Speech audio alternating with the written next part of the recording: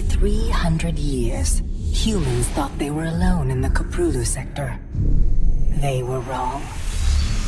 The Zerg emerged, seeking to consume all in their path, and before long, the Protoss, a highly advanced alien race, began wiping out infested worlds, burning Zerg and Terran alike. A three-way war, unlike anything humanity had ever faced, erupted almost overnight.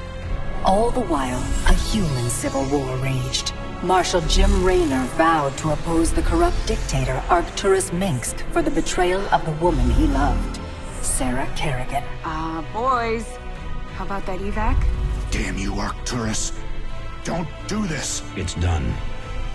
Helmsman, signal the fleet and take us out of orbit. Now!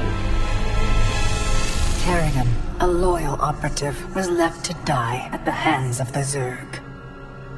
But the Zerg had other plans. They transformed her and unleashed her psionic power upon the Koprulu sector, searching for their real objective, the Protoss homeworld of Ire. The Protoss were unaware of this danger and slow to respond.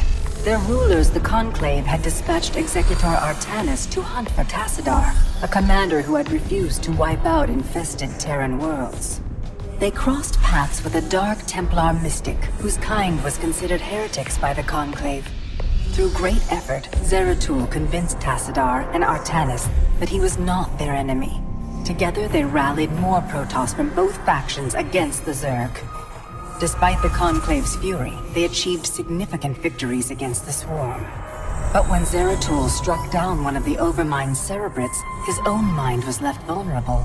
From his thoughts, the Overmind gleaned Ire's true location, and the Swarm descended upon the Protoss homeworld with all their might and fury.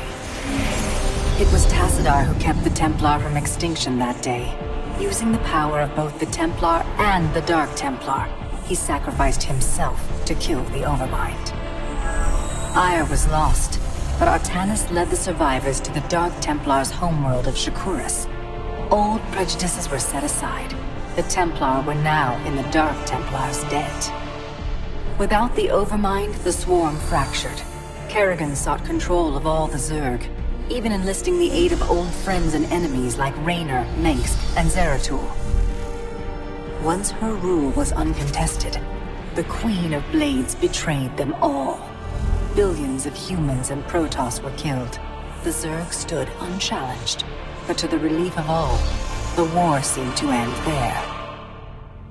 Zeratul suspected the Zerg had fallen under the control of dark forces. He uncovered prophecies stating that an ancient entity, Amon, was attempting to merge Protoss and Zerg lifeforms into an unholy hybrid, and that this evil might already have control of Kerrigan and her power. It was during this time that Executor Artanis, hailed as a hero, was made leader of both the Templar and the Dark Templar.